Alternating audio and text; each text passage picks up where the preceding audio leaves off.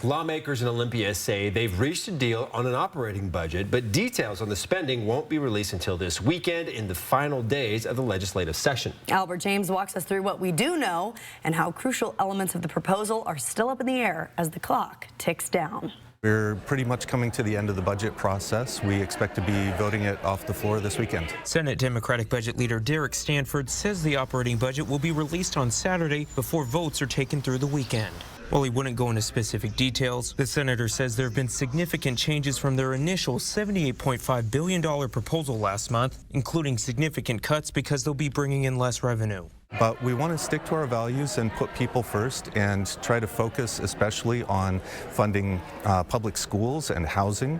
But it has been a difficult process with the budget situation. The budget teeters on various revenue proposals like increases on business, capital gains, and sales taxes. The bills introduced last week are still going through the legislative process in these final days of the session, but Stanford feels good about their prospects. We don't want to have to reopen things and make major changes, but it looks like there's a path forward from where we are now. On the other side, Republicans continue to criticize the budget and tax proposals fundamentally and procedurally.